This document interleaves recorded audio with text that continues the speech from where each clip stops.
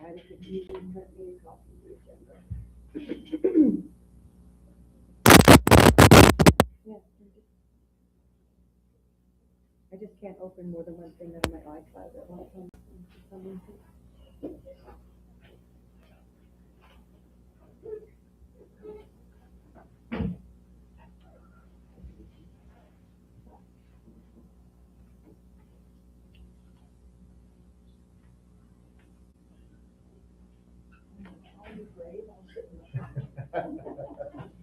Good evening, how are you? You're missing some people. Bathroom break. They're in the other chamber. Yeah, they all went to the bathroom together. The other chambers are in. Oh, you're sitting in the back? Oh, okay. So there's three, right? Presentations. Okay.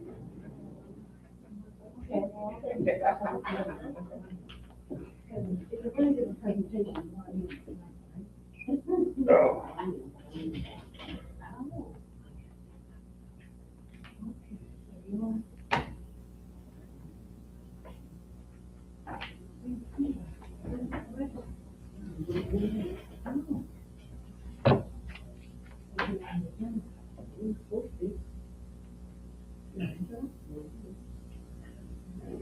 Most of you are here. You look different.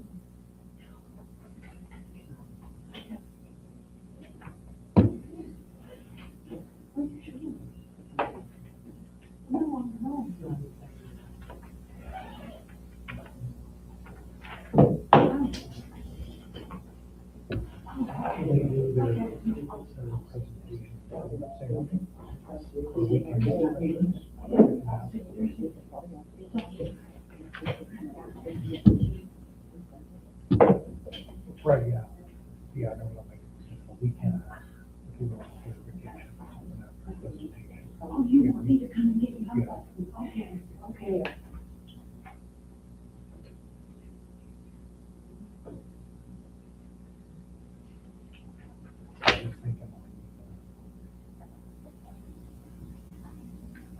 I was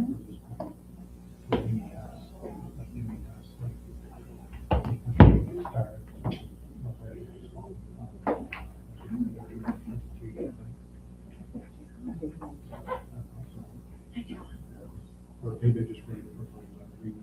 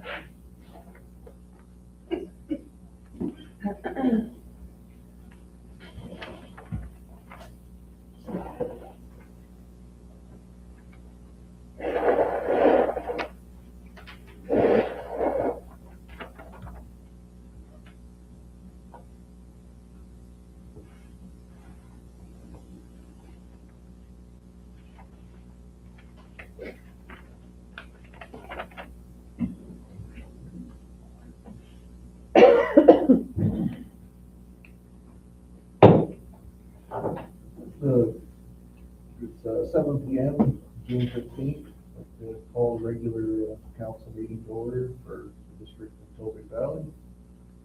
We'll start with the opening prayer. All our Father, who art in heaven, Hallowed be thy name, thy kingdom come, thy will be done on earth as it is in heaven. Give us this day our daily bread, and forgive us our trespasses, as we forgive those who trespass against us. And lead us not into temptation, but deliver us from evil. For thine is the kingdom, the power, and glory, forever and ever. Amen. And we begin today by acknowledging that the land in which we gather is traditional unceded territory of the Wolastoqey. These territories are covered by treaties of peace and friendship of the Wolastoqey people, first signed of the British Crown in 1725.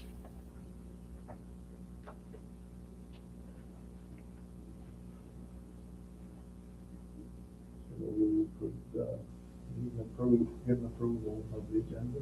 I make a motion that we approve the agenda for tonight, plus the one that was added. There was one that added, it's not on our, right? Is that on? Let's go number 6. I'll go another, okay. I still move that we approve the agenda as presented. Second, Councilor Harkey. All in favor, say aye. Aye. Mr. Eagle? Good.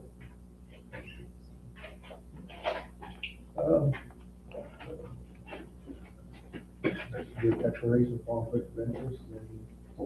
I have a conflict on section 11D.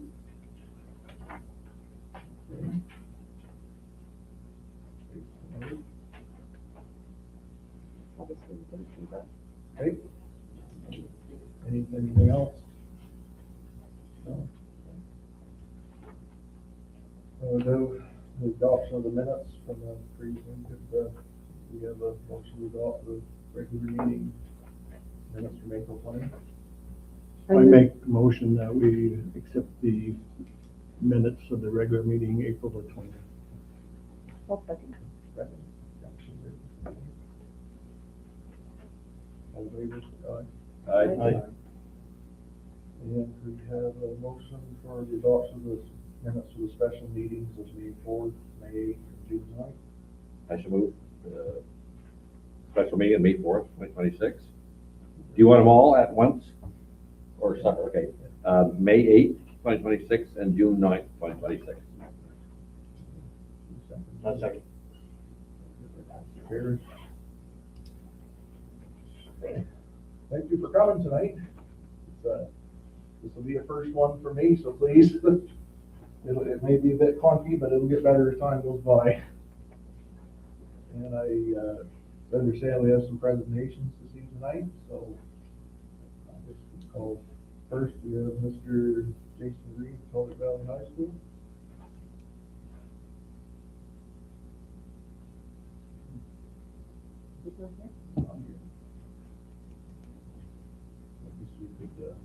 We could move on to the next one, Mr. James Lanson on improving community communication and engagement through a community information display network. We can come back to Mr. Green if he appears. Perfect. So I sent this proposal for community information display network out into the office several weeks ago. Has everyone had a chance to read it? Yeah. All right. So the problem that we're trying to solve with what I'm proposing is communication between municipality and residents. This is something that came up anecdotally with people I've talked to in the coming election, and both incumbents and those up for re-election also addressed this, as well as being an issue that they needed to address. So the municipality is communicating, but residents aren't always receiving, remembering or acting on that information. Information shared on social media, word of mouth, it's easily missed or forgotten, and this proposal hopes to address that gap. So safety and community benefit of this is that unlike digital billboards placed by busy intersections, the system is specifically designed for indoor locations where people are already stopped, waiting, and conducting business. Residents view the information while waiting in offices, restaurants, stores, pharmacies, and other community locations. There's no driver distraction concern because displays are not intended to be used on the road. And I specifically wanted to address that because with my background, I've learned that it's only the moment's hesitation that destroys lives. It's not the thing that they're looking at. Studies around the globe have shown time and again that digital billboards are not a cause of accidents, but the transition of the slides is the cause of accidents. And you know yourself when you're driving along and something flashes nearby that immediately catches your attention. And that's the moment of hesitation that destroys lives. So with people already complaining with the big trucks and everything going through and pedestrians talking about almost getting hit at this intersection, that's something that I really want to avoid. And part of the reason I'm submitting this is to address that concern. So what the system is, the Community Info Display Network, it's a series of visual information screens located through a street outlet. And this is from Riley Brook right down to Pasture Rock and into Arthurette. So residents would encounter these screens naturally during their daily routines. The displays would rotate community info, municipal announcements, events, emergency notices, tourism opportunities, and other group content. Think of it as the municipal version of the screens you see in the hospitals that rotate the slides of information. So why this approach works? The strength of this approach is repetition. Research consistently shows that information seen multiple times is more likely to be remembered and acted upon than information seen only once. Residents don't need to actively go and seek that information. It's placed where they already are, at the gas station, at the grocery store, at the drugstore, at the restaurant. And so the benefits to the municipality for this are increased awareness of municipal initiatives and events, greater awareness of public meetings and consultations, improved communication during service interruptions and emergencies, better visibility for recreation, tourism, and community programs, and stronger overall community engagement. The benefits to the residents: easier access to local information, increased awareness of the community events and activities, better visibility of services, programs, and opportunities, and more opportunities to participate in community life. One of my examples that I gave that I think everyone else in my proposal was the roast beef supper that they had here back in May.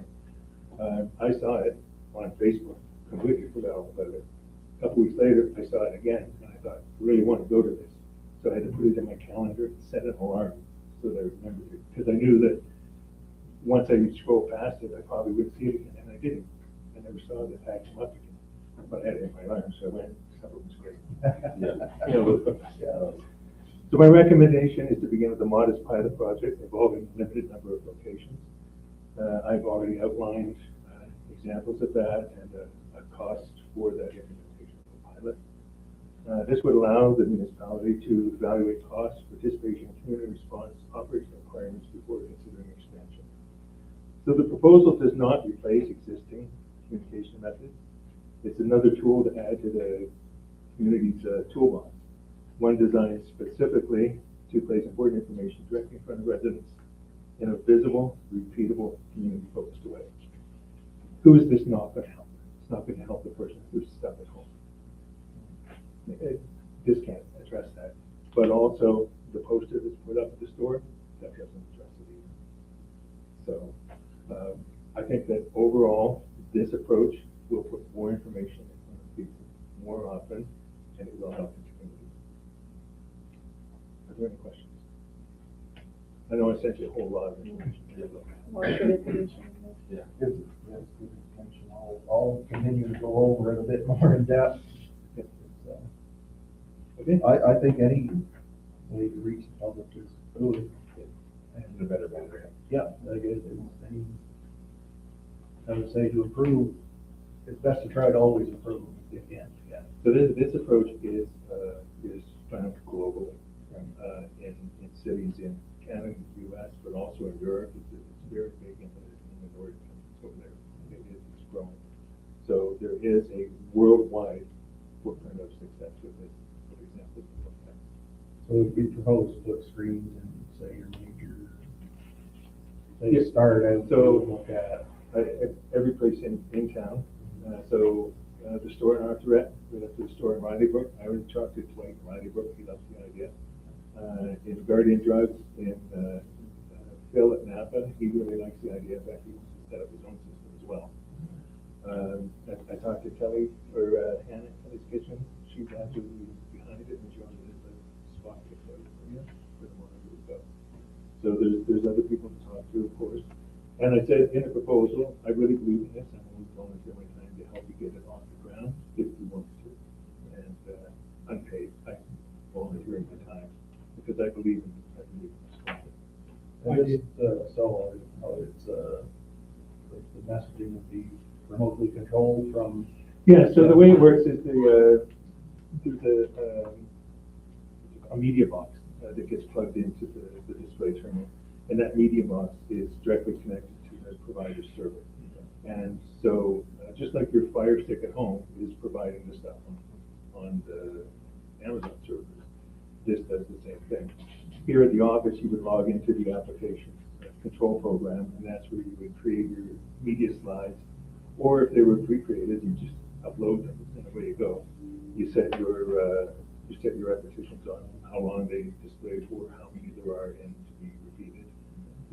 That's where all the configuration happens. And it's just one person controlling it. And once you get it set up and running, you're looking at about 10 minutes a day, maybe. And that's if you're taking a lot of time. And in the event of emergency, it can be used in real time. Yeah. Yeah. Okay. So someone, in the event of an emergency, someone would still have to log into the application control program, and then they could upload an emergency slide and have that override everything else. The beauty of that system is they don't have to be sitting here. They can do it from home. They can do it from a laptop or the parents. I did read over it, read over the whole plan today.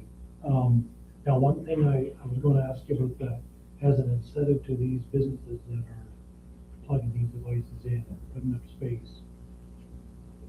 From your research, are they allowed to advertise on it at all? So let's take that for an example. So- Are they allowed, or are they limited to maybe one or two a month as a little bit of an incentive for them to have a system in place? The Or people I spoke to, no one asked about the No. that you're talking about. Right. We'll come back to that in a second. They were happy to be doing something that provided information to the community and help patients and make it better. Now, as to incentive, that's something that comes down to the rules that we set.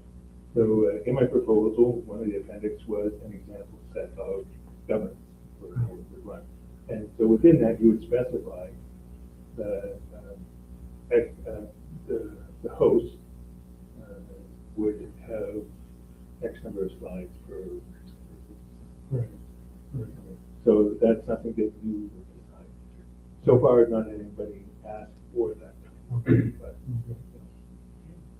that's something I thought it definitely. was a really economical idea. I mean, it was, and with the information around very efficiently, right? Read it through today.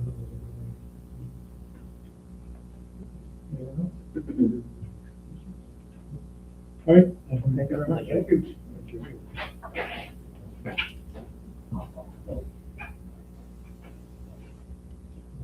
Move on to the next presentation. Angela Mitchell, with the funding summary then.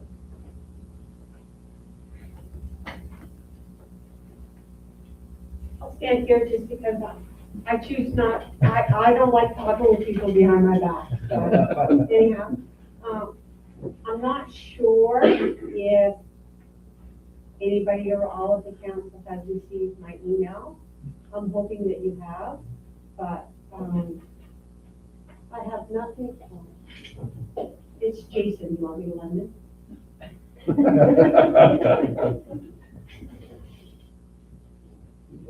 He's late. With my little teacher's age.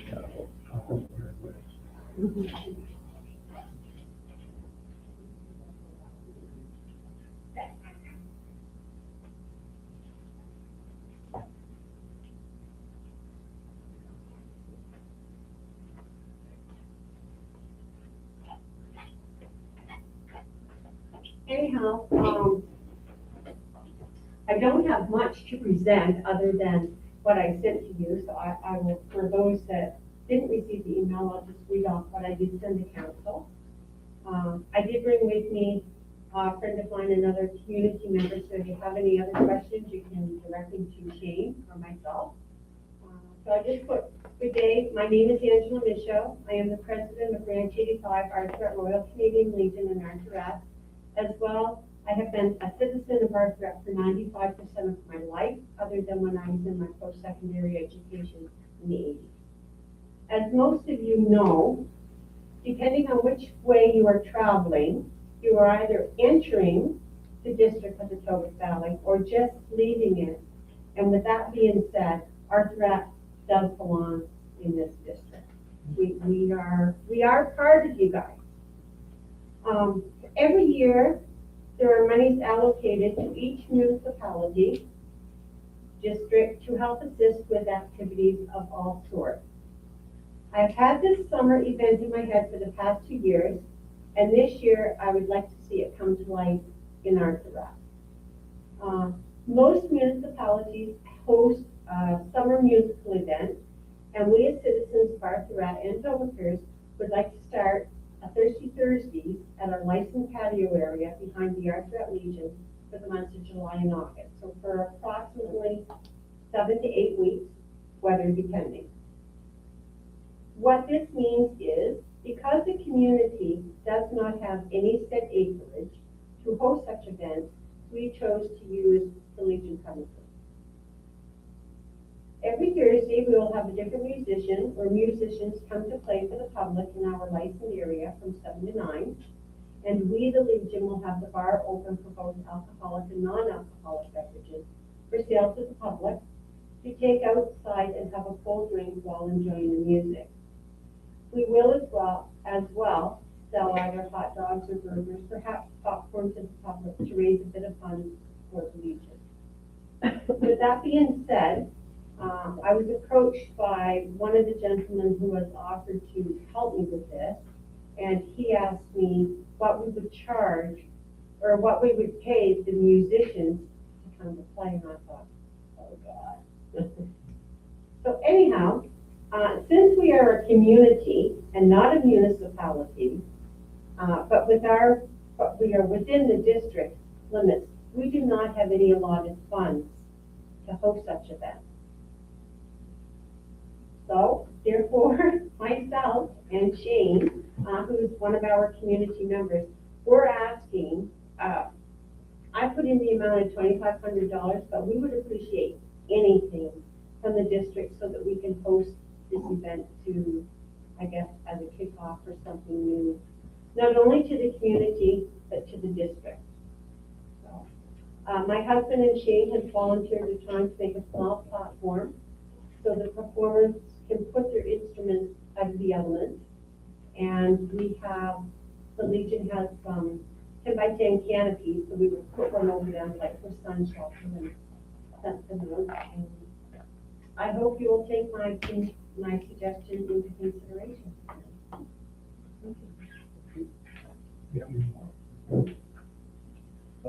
When was you looking to start? We would like to start the first Thursday in July, which is actually the 2nd of July, if possible. I have spoke with a few people, and a couple, there's one, a friend of mine, Valerie Compton, I'm sure you all know Valerie. Anyway, she sings in her church every Sunday, and her girls are willing to come one Thursday just to support the Legion.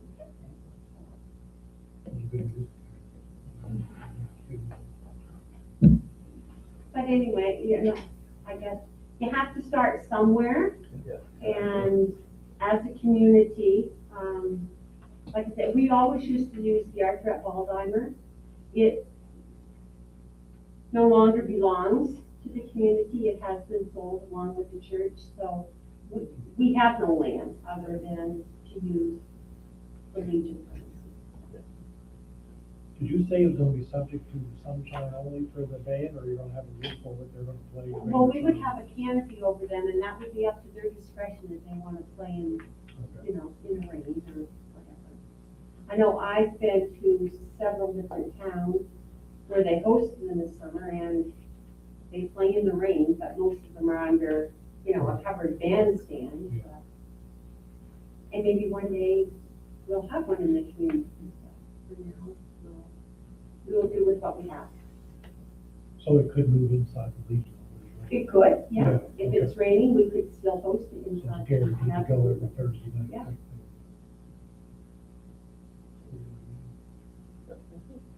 We have multiple candidates as well, that can be used. If you could walk, you could invite us council to sing maybe tonight. Like that. Yeah, you could be our first group. I'll nominate Councilor Thompson. Right there. One man. Well, thank you for coming in. We'll have to Thank take it under consideration for sure. Thank you. Okay, thanks. Well, we can, go back to Mr. Green. Thank you very much. I made a joke earlier about the teacher being late. Yeah, exactly. I apologize for being late. Our grad class banquet and rehearsal was tonight, so I left them in the tunnel underneath the school to come, so. And then the main event's tomorrow, right? Yes, it is, yeah. Yeah. So I may also take one of those and pass them around for me if you wouldn't mind, and then Bill, maybe on the same night, you take one of these and pass it around, and they'll go all the way around, because they're two different documents.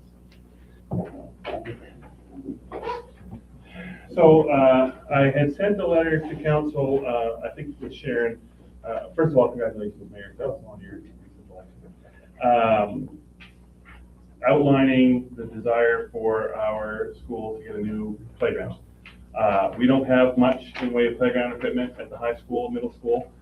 We have 3 old sets of swings, and 2 pieces of built-in exercise equipment, and that's all the kids have to play with outside at lunchtime. So they like to be outside, exercise is important, and we were looking to, my student council was looking to improve the playground facilities. So as you probably are aware, playground equipment is very expensive. So we did start the process through my student council to approach the district and see what it was that we would need to do in order to get a new playground. So they put us in touch with a few different vendors, and they sent us materials, and the students picked out kind of the equipment that they would like to see there, and you can see I included it in one of the handouts that you have. And so then from that, we had a cost list from the company to do it, and so that limited amount of equipment that you see there runs $70,000. It's basically a small obstacle course and then some sitting, gathering kind of places that is kind of a little bit more age appropriate for middle and high school students.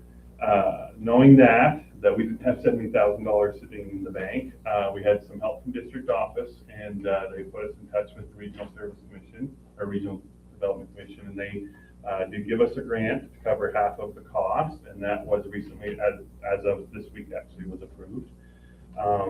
And then we have $16,000 sitting from our student council that we are donating to the cause as well. So that leaves us $15,000 or $16,000 shy. So that's what we're looking to do, is start a fundraising campaign in order to meet those costs. We will be doing a letter writing campaign to the businesses in the community as well. But I was really hoping that, seeing that this will be a playground that's accessible to the entire community. We're not putting it inside the fenced-in soccer field area. It'll be where our existing kind of playground is now. So it's accessible to the entire community at all times. And as you know, on that end of the district, there's really not much facilities. The kids are there after school playing basketball at our basketball court, outdoor basketball court, and on the swing sometimes. But it would be nice to have something that's a little bit more usable for families that are living on that end of the village. I'm here seeking $5,000 to support that project, which may sound like a lot of money, but in a $70,000 budget, when we've managed to raise, 50,000 of it so far, it's a steal for you guys to have a playground accessible to the village on that end of town. So That's the presentation. I'm available for any questions if you have any. Our student council president, Maya McCaskill, was going to come as well, but she is graduating, so she is still in the tunnel underneath the school line. No, she's getting her cap and gown and whatnot. Do you have a planned start date? So we did get the approval to go ahead. Once we got the approval from RDC for the grant, district gave us the approval to start. So I sent an email back to JIL this week, and he just said back to me, what colors do you want? So we told him the colors that we wanted. And so it's my understanding that it's gonna get started like soon, like this summer or in the fall kind of thing. I don't have a hard start date, but they gave us the go ahead.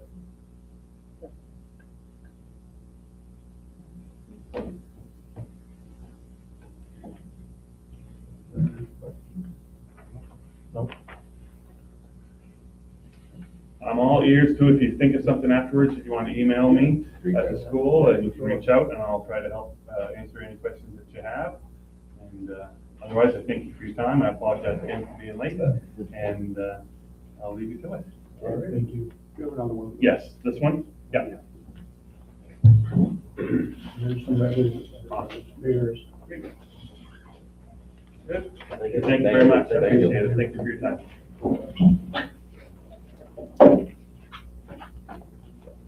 I have a little letter. We haven't started the letter campaign yet either to the businesses. You guys are my first thing. Thank you. Thank you. Thank you.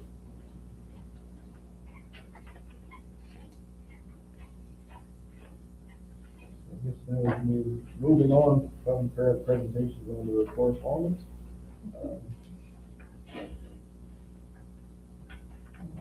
First correspondence we have is Mendy Power regarding some vegetation controls that will be taking place in the area.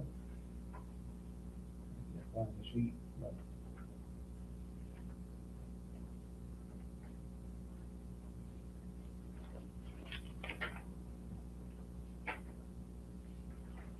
Has this already started? No. I believe it is. I think. I've seen them doing some on local road.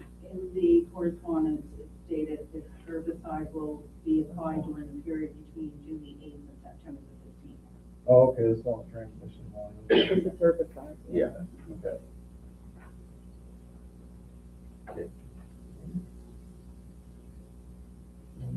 So then, nothing on that.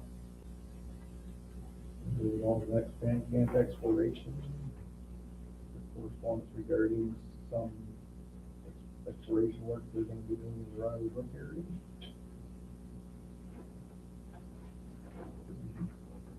Any comments?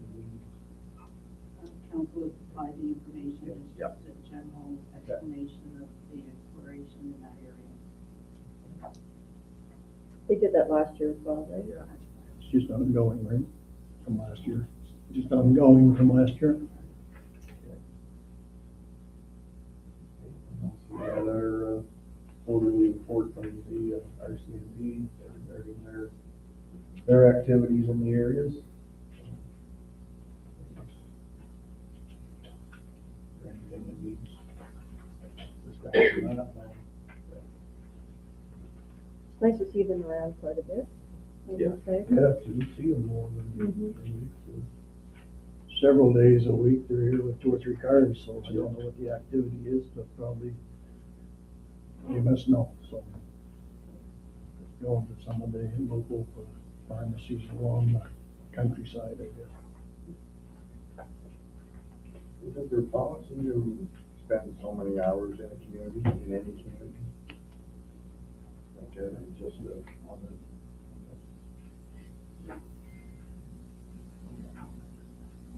This report here states there's 179 occurrences the last quarter.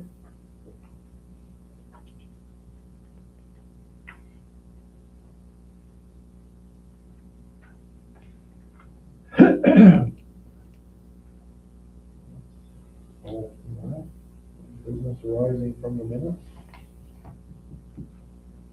The draft communication policy.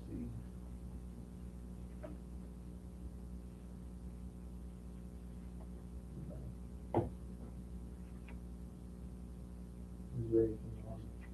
I have a question with that. It includes council in this communication policy, but a lot of that is already included in the code of conduct. And we may have two policies that's overlapping that has to do with council. Pretty well everything that council does is included in the code of conduct. I don't think they would need to be included in the communication policy.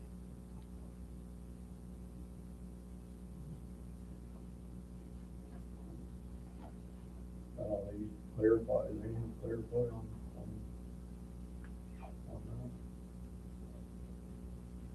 I guess that's up to council.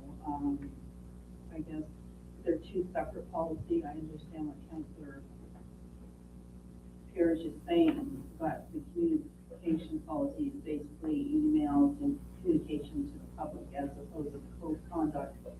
It's the conduct of council. But it's council's decision. So this is a new communication policy, or is it? Correct. Correct.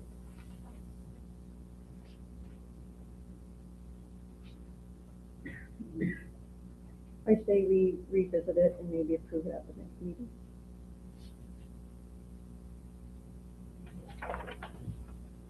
Need motion for that? Do we need a motion for that? No.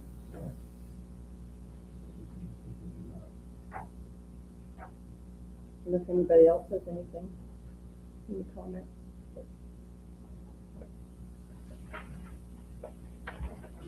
Move on to the next then, to the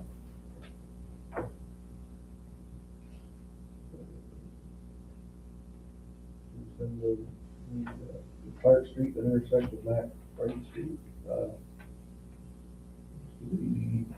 We have a motion for the proposed public street identified in the subsection plan, JC Automotive Service under David most recent.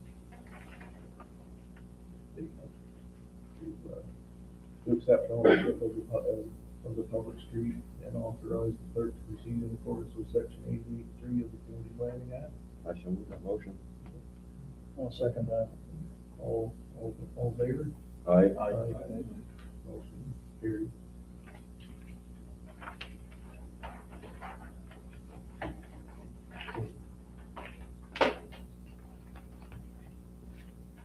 We move on to recommendations from Committee of the Whole, which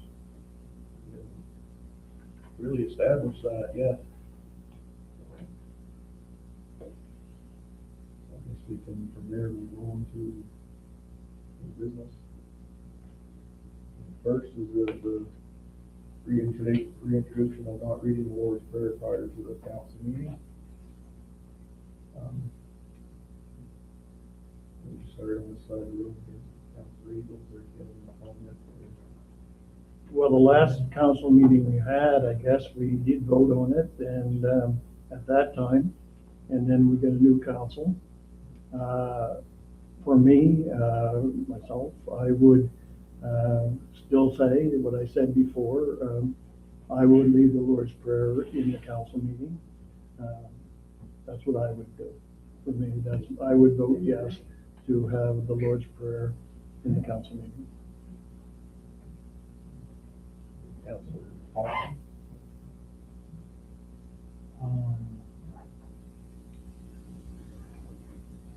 I think it's something that we should be looked at from a legal standpoint.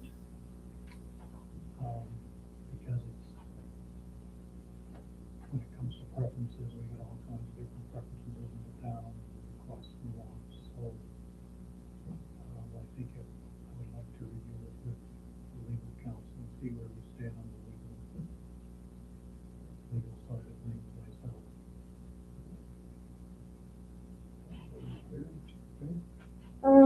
When we were, Sorry. okay, when we were at our meetings last week, this was actually brought up about the Lord's Prayer. We're not the only district that does it.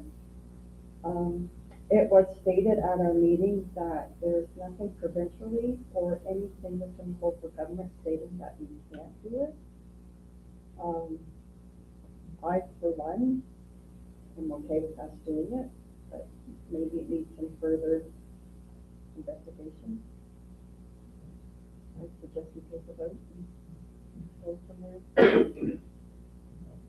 I'm in favor. I'm in favor of the Lord's Prayer. I guess you just,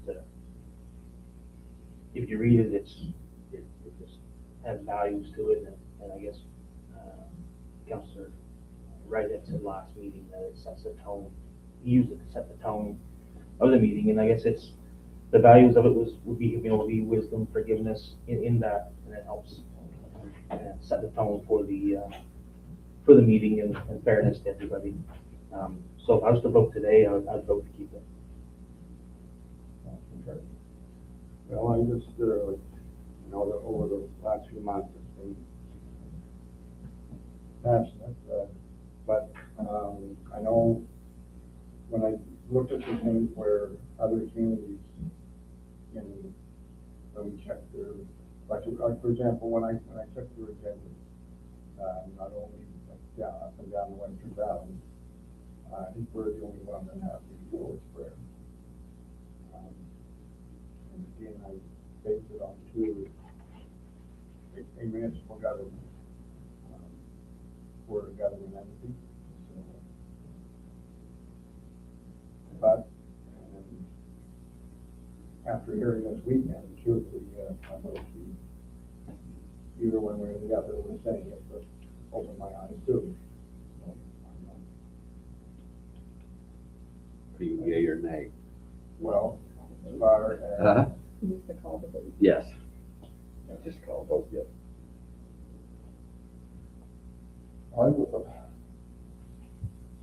It's not an easy decision. It's not an easy decision because there's.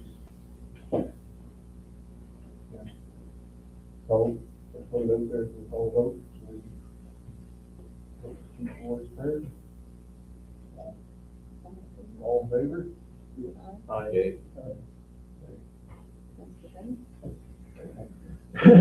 All opposed? Or was there a name? Okay, so you're gonna say yea, and then he'll ask for a nay. Yeah, so all in favor, say aye. Yea.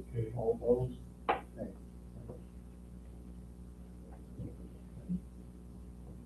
Carried.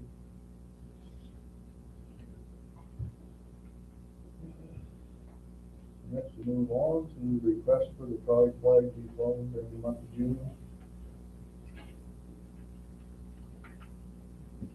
We have a flag policy. It's a New Brunswick flag policy,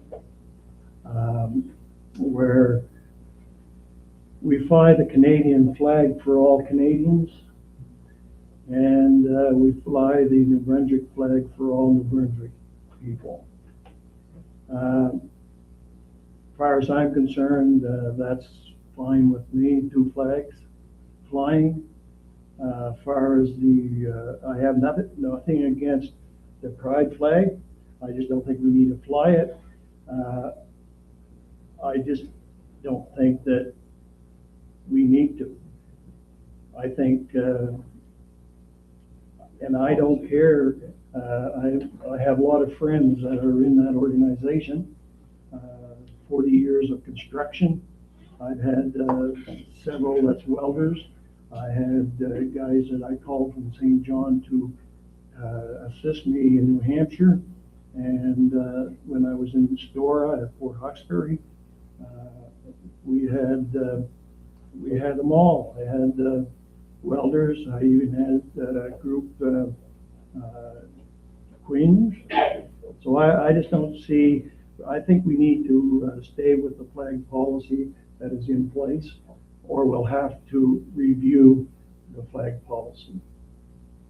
The policy clearly states we only fly the 2 flags. I don't think it needs to be revisited. That's how I understand it, Yeah. correct, it's just the official flags of the. So do we need to have a vote on that, or? It's already involved. Already a policy. So, It's in the policy. I don't think we have to vote on the policy. The only way you have to vote on the policy is if you want a policy change. I think we stay with the policy. following the flag policy we have. So moving on to Chris Eagles Hockey School weekend of April 16th and 17th. read all of that for me? Basically, as council has been given the correspondence, Yeah. our normal, winter operations is till normally the last week of March, depending on if we are coasting provincial. And so this request is going into, April the 16th and 17th, which is a weekend. So that would give us an additional, probably, I'm thinking 3 to 4 weeks of operation. You mean it would extend our operation 3 to 4 weeks, Patty? Yes, Okay, according to what the letter Yeah, says. They're asking okay. for the 16th, 17th, which is a weekend. How many kids from the area? Do we know? We don't know that yet? No, because this is a hockey school Right. that would be provided, so no, we wouldn't have any idea. This person is looking to rent the ice, and that's what he. we'd have to extend, we usually are closed by then. You know what that would cost financially to remain open those 3 weeks? Staff would be here. It would be the electrical to keep the plant going. So, based on.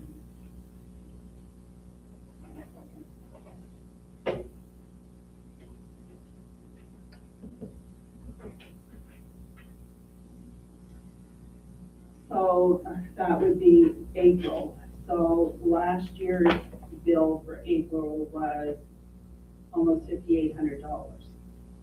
So in comparison to this year's March bill would be $14,265 is what March bill was.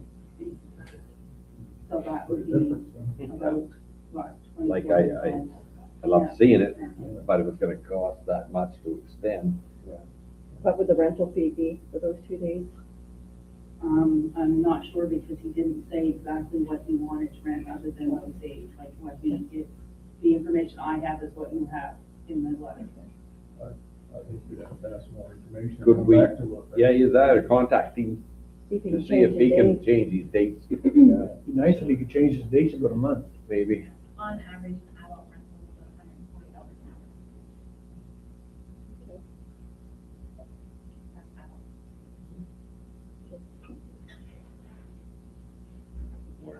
I guess we need to get some more information on that. We need to see if he could, Change the dates, even though the price are a lot of money. Yeah. So unless we could have events leading up to that, but how much did you say the March bill was? 14,000. 14,000?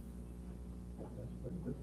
You might find too, that once the provincials are over and all that, kids might, some kids might lose their interest in hockey, some never will, but, you know, I don't know if we'd be able to rent us 2 weeks, 3, I'll be free. 3 weeks.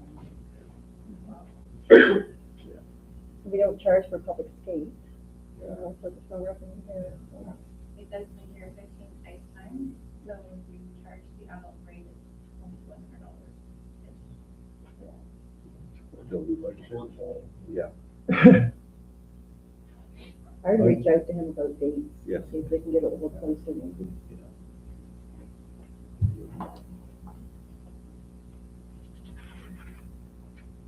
And is that one? Yeah. So, there's a Black Rock Golf Course sponsorship. Don't forget me. Fall asleep. You're just not gonna vote.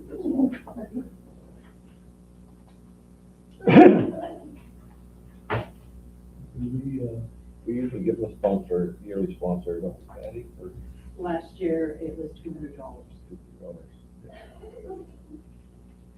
That's what we haven't been doing. Yeah. I'm gonna do it again. Yeah. Good motion. Make motion. I'll make a motion, we give them $200 as a sponsor, the health course. I'll second that. Second, Council, ready? All in favor? Aye. Aye. Opposed? Motion carried. Go bring. Have the mayor back in. carry on without her.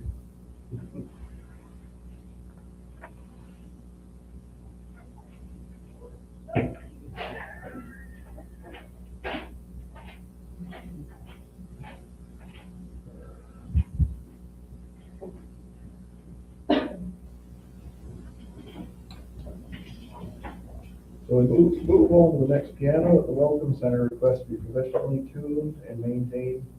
Consideration to give a reduced Welcome Center rental rates to music practice and recording music. I guess I didn't, until just now, didn't know we had a piano at the Welcome Center. I'm not a musician, and those old type of pianos, the last one I had at home, I took it out of the basement and made a lawn party. Like I said, I'm not, Said that's- I don't play piano. Those old pianos, can they stay in tune in a building like that with the temperature fluctuation? Like, I don't know. You know, and, in the cold weather, the different temperatures, and will they stay in tune? I don't know. I heard that, quite a bit of money to have one tuned anyways. What is the cost of tuning? Who said it this weekend? Someone told us. Well, I got in touch with someone and it, You? yeah, it was, I thought it was more than, until he actually got back to me. But it was $200 plus travel. Traveling from where? St. John. And so, and, So you're looking at $500. $1,000. yeah, and it's by the hour and also it's, You'll probably stay up overnight. but for this person who has, gets his tune, is, he gets his tune probably every 6 months, if not a year. Like, it's- In the correspondence, so didn't the individual that wrote the letter, didn't he say that he knew somebody locally that would do Yeah, it? you had to teach you or something in the high school, like, for tunes. I don't know. I was using, I don't know anything about pianos, but my personal opinion is if we have a piece of equipment, we should maintain them. If someone wants us to have a party there, or, you know, the we last, should be able to use the equipment, but, the last party I was there, they brought their own keyboard. yeah. Well, some may, if they want to. I think it was given as just a here, like it's yours. And I don't think it was even in tune when we first brought it here, but. I think it, to me, it'd be worth looking into is to see what the cost would be of it. If it's something reasonable, it's something we have. Well, you got someone that can do it, so go ahead, but. See what the cost is. and see- You know the teacher that does it at the school, at one of the schools? I don't know. I think we should check him out and find out what he'll do. Instead of bringing somebody from St. John, if we got somebody from Perth Andover or somewhere, it would be viable to do it quite easily. This person in Fredericton, who's got a good job. so that's why. Oh, I think if we have it, it's worth looking into. I think there's local people. Yes. Something else I thought of too is maybe get him to tune it and give him a break on the rental fee.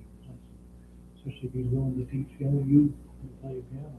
You have to have the equipment to do it properly.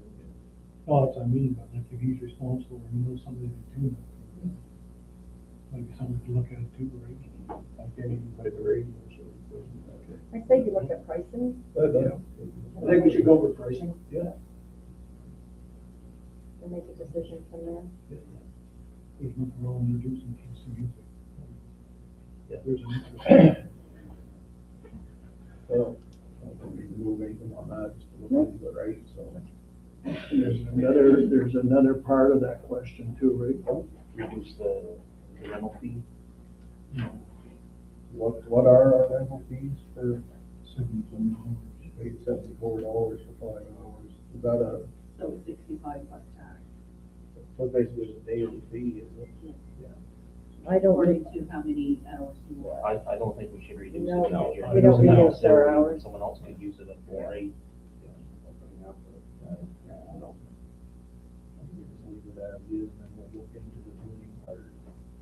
I think if we reduce the rate, then you'll get people like 80th birthdays, like we had here a while ago, a couple of weeks ago, had a guy, ex-mayor, ex-fire chief, 80th birthday, he paid, or his family paid, or whatever, right? So I think we should just leave it alone. 100th birthday, ladies' day. Okay, so move on to proposal for bylaw enforcement services. We have a proposal from Maritime Enforcement Services.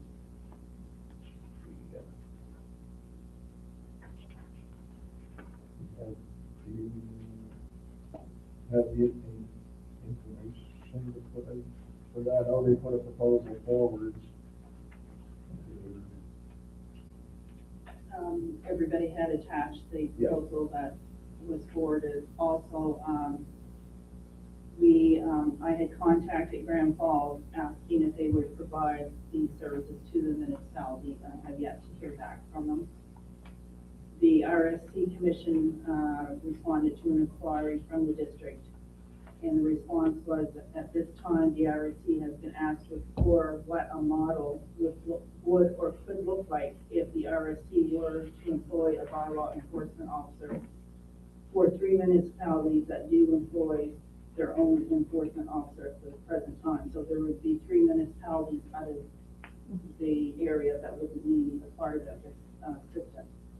So they were going to bring it forth to the board, the new board, because of the election, and see what their take on it was. And also I contacted Dan Dion, but I've yet to speak to him concerning it, because we had talked about maybe looking into a joint venture on providing those services. So I haven't yet talked to him any further on that. So that's where it stands right now. Maritime enforcement, they don't do animal control though, right? Yeah, they will. They will? Yeah. The only thing I would like to say about the enforcement, we gotta put some money there, so if we have an officer goes in and he has a problem, an issue, we gotta have some money that we can go to court with.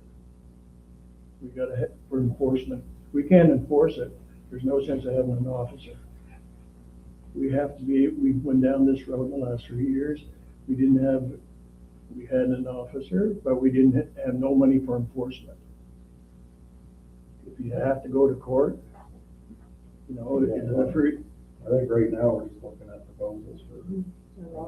Yeah, but there's no sense of having a proposal of this guy if we don't have any money for enforcement. There's no sense of hiring him if there's no money for enforcement, that's all I'm saying. So the amount of money I see here in the proposal, that would cover bylaw enforcement and animal control? Correct. No. No, that's for 6 months. Oh, that's for 6 Yeah, months. that's for the remainder of the year. It's not bad at all. Still not that bad. I'm not worried about the price, I'm just worried about the enforcement. I think it's a good deal, The maritime enforcement has a system that. they have a good system, but have we got the money for to do the enforcement side of it? If he finds something and we know that we have some unsightly premises, and we just write a letter, and nothing happens. So we need to have money for enforcement. And we can take somebody, if we have to, take them to court and see if they do it out. I almost think we need to find out what RSC's offering. what the RSC is offering, and also its board responsibilities, and maybe partnering with other communities. That was my opinion. Did the RSC have a timeline at it? They didn't say no. I haven't touched base until last email, but I certainly can follow up on that. I think we add it back to the agenda to our next meeting, if we have more information and then make a decision, maybe. Yep, well, we definitely got to do something. Yeah, we gotta do something sooner than later, 100%. We'll try to get more, as much information we can, we'll revisit it next meeting.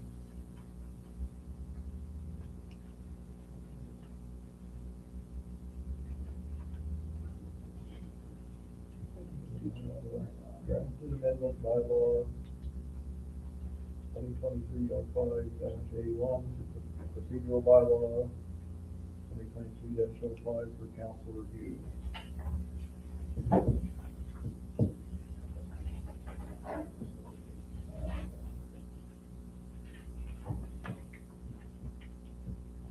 That is good.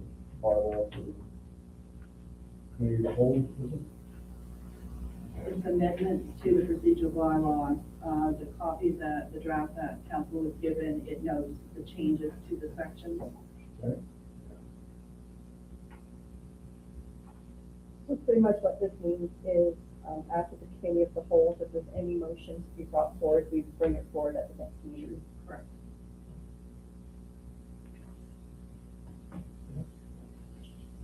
So we need to move, read. Motion on I move we accept the, Excuse me. So this is a bylaw, so we have to have the first reading and a motion for the first reading, motion for the second reading, and then the third reading will be done in the next council meeting. that. We have a motion for the first reading. I do, we do the first reading.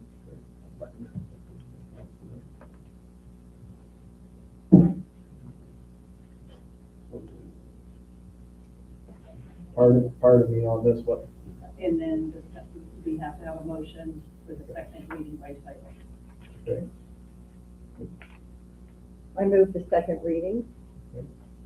I'll to second that. The committee of the whole provisions in the procedural bylaw. I'll still second that. all in favor? Aye. Aye. All those? Carried.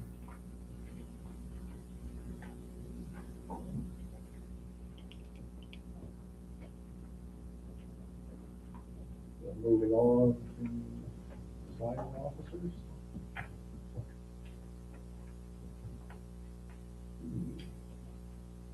Right.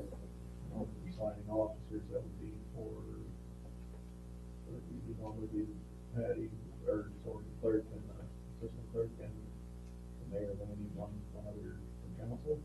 Mayor and deputy mayor, right? Deputy mayor. Okay. Deputy mayor, mayor. We have a motion to approve that. Can I make that a motion? Okay. Councilor Ray, seconded by Councilor Eagles. All opposed, yeah. All in favor? Aye. All opposed. Motion carried. There was there one of you read into that? I would assume it would go under 13. So, 12 of those motions. Number 13. Councilor statements, required. Start with me. Start with you. We all attended some training over the weekend in St. John, which was amazing. I wish we would have had it 3 years ago. A lot of great information. One thing we did talk about was our TIPA, which is the right to information. As council, we had talked about instead of using our personal technology for council business, that we would like to have tablets provided by the district. And that way we would do council business on council technology. So I would like to bring forth a motion that the district purchase tablets for council to use for council business. And because this is a non-budgeted item, it would have to come from our other legislation account. All in favor? Aye. All opposed? Carried. Anything else to bring up? Yep. I'll just do the facility report here, if you wanna go this way. Okay, yep. Like they cleaned up their site and stuff. Fence was fixed in the healing garden, the waterfall was installed, debris picked up. Began the pool prep, truck inspected, tractor maintenance, tennis nets installed, playground equipment installed. The ball diamond, they've done a pile of work up there. It looks really nice, I think, in my opinion. They've done a great job.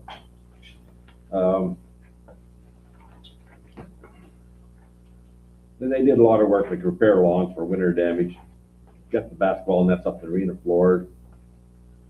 Saunders' annual maintenance of the Zamboni has been completed. New locks and chains for the gates were installed, mowed lawn, inspected the lake house and picnic tables for repair. And like she said, we went to a meeting in St. John for learning session for councils and mayors, and it was truly good, real interesting, and a great learning session for sure.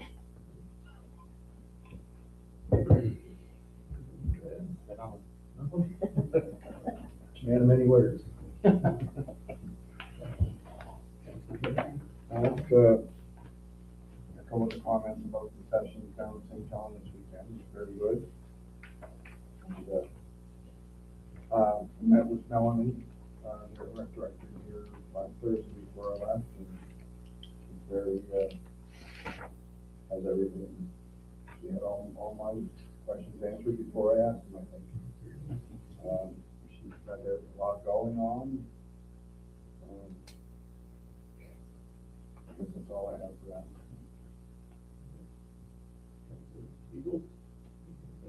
I do want to say that we had a good meeting too in St. John. And just for the record, we all got new portfolios this time. A lot of us, or most, everybody got new ones. And they were only given to us on the 9th, so that was only 6 days ago. And I'm down with the Public Works, EMO, and Tobic Forestry. And there's only a couple of things, as far as I'm concerned, on the Public Works that I need to talk about. The rest of it is changing the oil and all that stuff. But the crew has worked up on, swept that McWright Street, Brook Street, Fraser Street, Cedar Street, the Arena Yard, Centennial Street, Centennial Court, the old Arena Yard, Sidewalk, Cedar, and Goodfellow Crescent. And then the rest of it was just repairs and fixing lights and snow plows and all that. And they got to finalize a new approval to operate and sample plan with DELG and create a new sampling schedule for 2026. And they put 25 ton of asphalt on Centennial Street. And then they had 8 water supplies. The rest of it is just truck maintenance, and that's about it. EMO, it's going back to April 30th at the Cal meeting, and I wasn't there because I'm just getting new in it. This was before my time. May 11th, attended a 2-day session and that sort of thing. So we'll all get up to speed, hopefully by the next council meeting with our own portfolios and go from there. I don't think I have anything this time. No, I said my piece. We will have a presentation of the tourism study on our July meeting. The Glen groups are going to come here. Yep. So that will happen.